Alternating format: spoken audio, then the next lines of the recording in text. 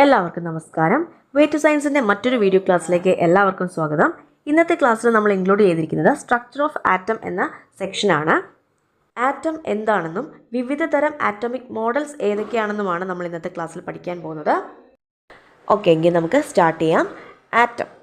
Atom എന്ന് പറയുന്ന word ആറ്റമോസ് എന്ന് പറയുന്ന ഒരു ഗ്രീക്ക് വേർഡിൽ നിന്നാണ് ഉത്ഭവിച്ചത്. അതിൻ്റെ അർത്ഥം എന്ന് പറയുന്നത് അൺകട്ടബിൾ അല്ലെങ്കിൽ ഇൻഡിവിസിബിൾ എന്നാണ്. അപ്പോൾ ആറ്റമോസ് എന്ന് പറയുന്ന ഒരു ഗ്രീക്ക് വേർഡിൽ നിന്നാണ് ആറ്റം ഡിറൈവ് ചെയ്തത്. അതിൻ്റെ മീനിങ് അൺകട്ടബിൾ അല്ലെങ്കിൽ ഇൻഡിവിസിബിൾ. ആറ്റം എന്ന് പറഞ്ഞാൽ the basic building blocks of matter എന്ന് നമുക്ക് വിളിക്കാം, അല്ലേ? ഏതൊരു മാറ്ററിൻ്റെയും ബിൽഡിംഗ് ബ്ലോക്ക് എന്ന് പറയുന്നത്, ബേസിക് ആയിട്ടുള്ള ബിൽഡിംഗ് ബ്ലോക്ക് എന്ന് പറയുന്നത് ആറ്റമാണ്. Atom is the basic of all matter. ഇനി ഇതിൽ എന്തൊക്കെയുണ്ട്? ടൈനി പാർട്ടിക്കിൾസ് ആയിട്ടുള്ള ന്യൂട്രോൺസ്, പ്രോട്ടോൺസ് ആൻഡ് ഇലക്ട്രോൺസ്. ഇവ മൂന്നും കൂടെ ചേരുന്നതാണ് എന്ന് പറയുന്നത് ആറ്റം എന്ന് പറയുന്നത്. ഇവയെ കൂടാതെ മറ്റ് സബാറ്റോമിക് പാർട്ടിക്കിൾസും എന്തിലുണ്ട്? ആറ്റത്തിലുണ്ട്. പക്ഷേ ഫണ്ടമെൻ്റൽ പാർട്ടിക്കിൾസ് എന്ന് നമ്മൾ പറയുന്നത് ന്യൂട്രോണിനെയും പ്രോട്ടോണിനെയും ഇലക്ട്രോണിനെയാണ്. ആദ്യമായി ഒരു ആറ്റോമിക സിദ്ധാന്തം കൊണ്ടുവന്ന ശാസ്ത്രജ്ഞനാണ് ജോൺ ഡാൾട്ടൺ. ജോൺ ഡാൾട്ടൻ്റെ ആറ്റോമിക സിദ്ധാന്തത്തിലെ പ്രധാന ആശയങ്ങൾ ഏതൊക്കെയാണെന്ന് നമുക്ക് നോക്കാം. എല്ലാ പദാർത്ഥങ്ങളും ആറ്റം എന്ന് പറയുന്ന അതിസൂക്ഷ്മ കണങ്ങളാൽ നിർമ്മിതമാണ്. രാസപ്രവർത്തന വേളയിൽ ആറ്റത്തെ വിഭജിക്കാൻ കഴിയില്ല, അതുപോലെ നിർമ്മിക്കാനോ നശിപ്പിക്കാനോ കഴിയില്ല. ഒരു മൂലകത്തിൻ്റെ ആറ്റങ്ങളെല്ലാം ഗുണത്തിലും വലുപ്പത്തിലും മാസിലും സമാനമായിരിക്കും. വ്യത്യസ്ത മൂലകങ്ങളുടെ ആറ്റങ്ങൾ വ്യത്യസ്ത ഗുണങ്ങളും മാസും ഉള്ളവയായിരിക്കും. രാസപ്രവർത്തനത്തിൽ ഏർപ്പെടാൻ കഴിയുന്ന ഏറ്റവും ചെറിയ കണികയാണ് ആറ്റം. രണ്ടോ അതിലധികമോ മൂലകങ്ങളുടെ ആറ്റങ്ങൾ ലളിതമായ അനുപാതത്തിൽ സംയോജിച്ചാണ് സംയുക്തങ്ങൾ ഉണ്ടാകുന്നത്. അപ്പോൾ 6 പോയിന്റുകളാണുള്ളത്. ഒന്നുകൂടെ നോക്കാം. എല്ലാ പദാർത്ഥങ്ങളും ആറ്റം എന്ന് പറയുന്ന അതിസൂക്ഷ്മ കണങ്ങളാൽ നിർമ്മിതമാണ്. ഇനി രാസപ്രവർത്തന വേളയിൽ ആറ്റത്തെ വിഭജിക്കാൻ കഴിയില്ല, അതുപോലെ നിർമ്മിക്കാനോ നശിപ്പിക്കാനോ കഴിയില്ല എന്നും അദ്ദേഹം പറഞ്ഞു വെച്ചു. ഒരു മൂലകത്തിൻ്റെ ആറ്റങ്ങളെല്ലാം ഗുണത്തിലും വലിപ്പത്തിലും മാസിലും സമാനമായിരിക്കും. ഇനി വ്യത്യസ്ത മൂലകങ്ങളുടെ ആറ്റങ്ങൾ വ്യത്യസ്ത ഗുണങ്ങളും മാസും ഉള്ളവയായിരിക്കും. രാസപ്രവർത്തനത്തിൽ ഏർപ്പെടാൻ കഴിയുന്ന ഏറ്റവും ചെറിയ കണികയാണ് എന്തെന്ന് പറയുന്നത്? ആറ്റം എന്ന് പറയുന്നത്. രണ്ടോ അതിലധികമോ മൂലകങ്ങളുടെ ആറ്റങ്ങൾ ലളിതമായ അനുപാതത്തിൽ സംയോജിച്ചാണ് എന്തുണ്ടാകുന്നത്? സംയുക്തങ്ങൾ ഉണ്ടാകുന്നത്. അപ്പോൾ ആറ്റത്തിനുള്ളിലെ ഫണ്ടമെൻ്റൽ പാർട്ടിക്കിളുകളായ ഇലക്ട്രോൺ, പ്രോട്ടോൺ, ന്യൂട്രോൺ ഇവയുടെ കണ്ടുപിടുത്തത്തിന് ശേഷം പിന്നീട് ശാസ്ത്രജ്ഞന്മാർ എന്ത് ചിന്തിച്ചു? എങ്ങനെയാണ് ഈ ഫണ്ടമെൻ്റൽ പാർട്ടിക്കിൾസിനെയൊക്കെ ആറ്റത്തിനുള്ളിൽ അറേഞ്ച് ചെയ്തിരിക്കുന്നത് എന്നവർ ചിന്തിക്കാൻ തുടങ്ങി. അതിൽ നിന്ന് അവർ കുറേ മോഡലുകൾ രൂപീകരിച്ചു. അതിൽ ആദ്യത്തെ മോഡൽ എന്ന് പറയുന്നത് ജെ തോംസൻ്റെ പ്ലം പുഡിംഗ് മോഡലാണ്.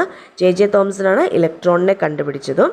അപ്പോൾ അദ്ദേഹമാണ് പ്ലം പുഡിംഗ് മോഡൽ പ്രപ്പോസ് ചെയ്തത്. Plum pudding model by J Thomson.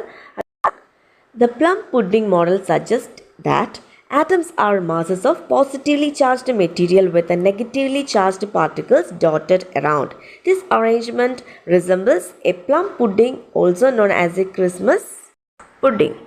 അപ്പോൾ പ്ലം പുഡിംഗ് മോഡൽ പ്രകാരം ആറ്റം എന്ന് പറയുന്നത് ഒരു സ്ഫിയർ ആണ്. പോസിറ്റീവ് ചാർജ് ഈക്വലായിട്ട് യൂണിഫോം ആയിട്ട് ഡിസ്ട്രിബ്യൂട്ട് ചെയ്തിരിക്കുന്ന ഒരു സ്ഫിയർ ആണ് എന്തെന്ന് പറയുന്നത്? ആറ്റം എന്ന് പറയുന്നത്. അങ്ങനെ യൂണിഫോമായിട്ട് ഡിസ്ട്രിബ്യൂട്ട് ചെയ്തിരിക്കുന്ന ഈ പോസിറ്റീവ് ചാർജിനുള്ളിലായിട്ടാണ് ഇലക്ട്രോണുകളെ എംബഡ് ചെയ്ത് വെച്ചിരിക്കുന്നത്. ഓക്കെ, അപ്പോൾ ആറ്റം എന്ന് പറയുന്നത് പോസിറ്റീവ് ചാർജുള്ള ഒരു സ്ഫിയർ ആണെന്നും അതിനുള്ളിലായിട്ടാണ് ഇലക്ട്രോണുകളെ എംബഡ് ചെയ്ത് വെച്ചിരിക്കുന്നതെന്ന് ജെ തോംസൺ പറഞ്ഞു.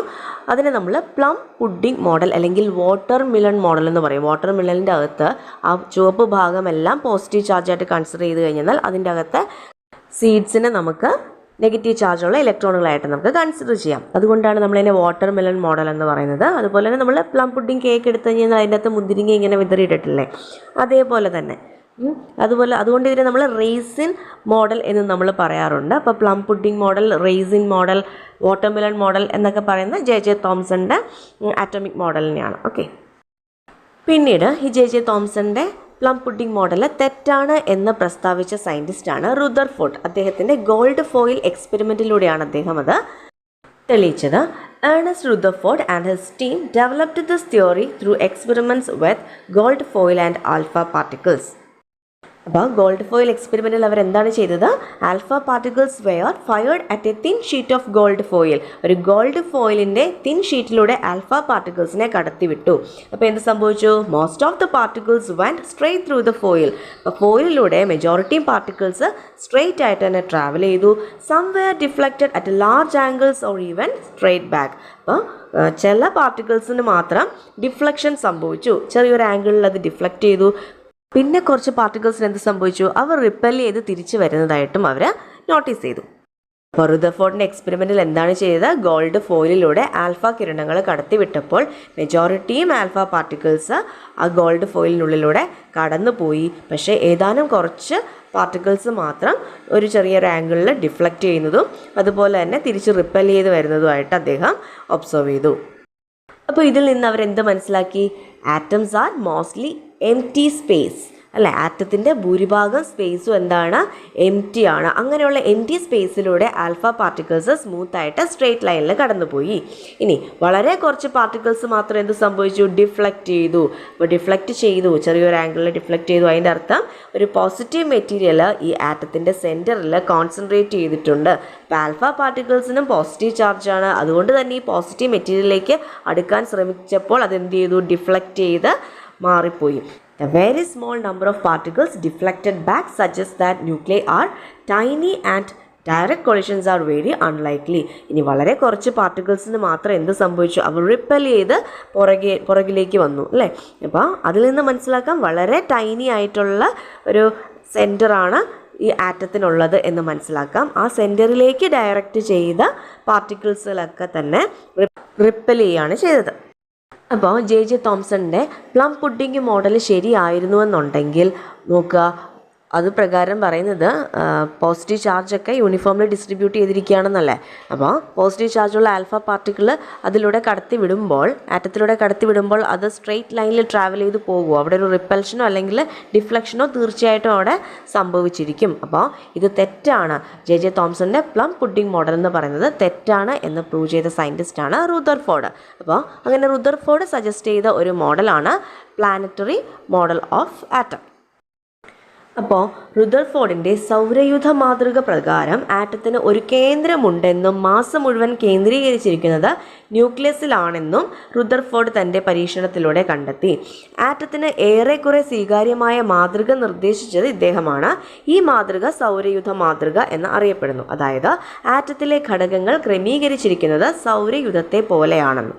സൗരയൂഥത്തിന് ഒരു കേന്ദ്രമുണ്ട് അല്ലേ, സൺ. അതുപോലെ തന്നെ ആറ്റത്തിന് ഒരു കേന്ദ്രമുണ്ട്, അതാണ് ന്യൂക്ലിയസ്. നിഗ്രഹങ്ങൾ ഓർബിറ്റിലൂടെ സൂര്യനെ ചുറ്റുന്നത് പോലെ ഇലക്ട്രോണുകൾ ഷെല്ലുകളിൽ ന്യൂക്ലിയസിനെ ചുറ്റുന്നു. പൊതുവെ റുദർഫോർഡിൻ്റെ ആറ്റം മാതൃക സ്വീകാര്യമായിരുന്നു.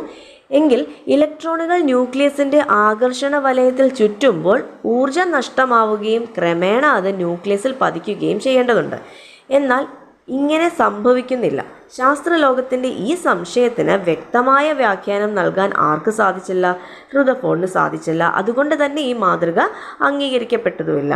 അപ്പോൾ നോക്കുക, കണ്ടോ, ന്യൂക്ലിയസിന് ചുറ്റിനും ഇലക്ട്രോൺ റിവോൾവ് ചെയ്യുമ്പോൾ അതിന് ഊർജ്ജം നഷ്ടമാവുകയും അത് ക്രമേണ ന്യൂക്ലിയസിൽ വന്ന് പതിക്കുകയും ചെയ്യേണ്ടതാണ്. പക്ഷെ അങ്ങനെ സംഭവിക്കുന്നില്ല. അതെന്തുകൊണ്ടാണ് അങ്ങനെ സംഭവിക്കാത്തത് എന്ന് എക്സ്പ്ലെയിൻ ചെയ്യാനായിട്ട് റുദർഫോർഡിന് സാധിച്ചില്ല. അങ്ങനെ ഇരിക്കുമ്പോഴാണ് നീൽസ് ബോർ 1915 അദ്ദേഹത്തിൻ്റെ ആറ്റം മോഡലുമായിട്ട് വരുന്നത്, ബോർ ആറ്റോമിക് മോഡൽ. റുദർഫോർഡിൻ്റെ ആറ്റോമിക് മോഡലിനെ മോഡിഫൈ ചെയ്തുകൊണ്ടാണ് Niels Bohr 1915 Bohr atomic model introduce ചെയ്യുന്നത്. Bohr theory modified the atomic structure model by explaining that electrons move in fixed orbitals or shells and not anywhere in between, and he also explained that each orbit or shell has a fixed energy.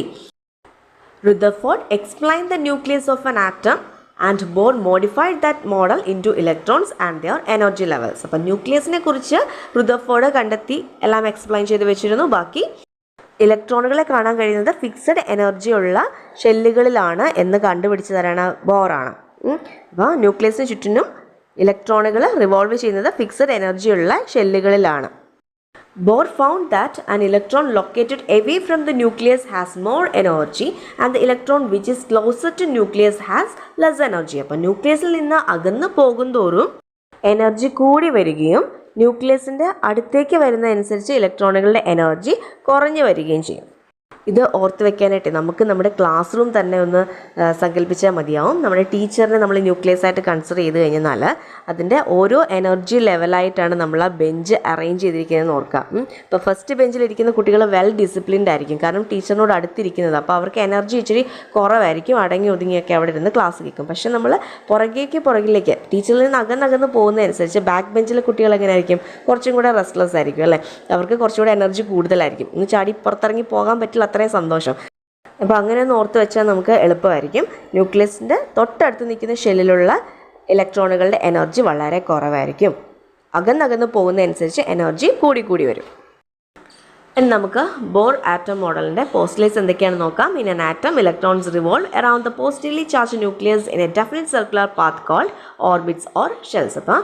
അപ്പോൾ ന്യൂക്ലിയസിന് ചുറ്റിനും ഇലക്ട്രോണുകൾ revolve ചെയ്യുന്നത് ഒരു circular പാത്തിലൂടെയാണ്. ആ circular പാത്തിനെ നമുക്ക് shells അല്ലെങ്കിൽ orbitals നമുക്ക് വിളിക്കാം. Each orbit or shell has a fixed energy. അപ്പോൾ ഓരോ ഓർബിറ്റിനും എന്തുണ്ട്? ഒരു ഫിക്സഡ് എനർജി ഉണ്ടാവും. The energy levels are represented by an integer n = 1, 2, 3 known as a quantum number. ഇപ്പോൾ n എന്ന് പറയുന്ന ക്വാണ്ടം നമ്പർ കൊണ്ട് ആണ് നമ്മൾ ആ എനർജി ലെവൽസിനെയൊക്കെ റെപ്രസെൻറ്റ് ചെയ്യുന്നത്. This range of quantum number starts from nucleus side with n = 1 having the lowest energy level. അപ്പോൾ ലോവസ്റ്റ് എനർജി ലെവൽ ആയിരിക്കുമ്പോൾ n-ൻ്റെ വാല്യൂ 1 ആണ് അല്ലേ? The orbits n = 1, 2, 3, 4 are assigned as KLMN shells, and when an electron attains the lowest energy level it is said to be in the ground state. അപ്പോൾ ന്യൂക്ലിയസിൻ്റെ തൊട്ടടുത്ത് നിൽക്കുന്ന ആദ്യത്തെ ഷെല്ലിനെ നമ്മൾ K ഷെൽ എന്ന് വിളിക്കുന്നു. അങ്ങനെ രണ്ടാമത്തേനെ L, M, N അങ്ങനെ പോകുന്നു. അപ്പോൾ ആദ്യത്തെ ഷെല്ലിൽ N എന്ന് പറയുന്നത് 1 ആണ്. ഓക്കെ, n = 1 ആയിരിക്കും. Kക്ക് കറസ്പോണ്ടിങ് ആയിട്ടുള്ള ക്വാണ്ടം നമ്പർ n = 1 ആയിരിക്കും. ഇനി ഏറ്റവും ലോവസ്റ്റ് എനർജി ലെവൽ എന്ന് പറയുന്നതിനെ നമ്മൾ ഗ്രൗണ്ട് സ്റ്റേറ്റ് എന്നാണ് വിളിക്കുന്നത്. Okay, the electrons in an atom move from a lower energy level to a higher energy level by gaining the required energy, and an electron moves from a higher energy level to lower energy level by losing energy.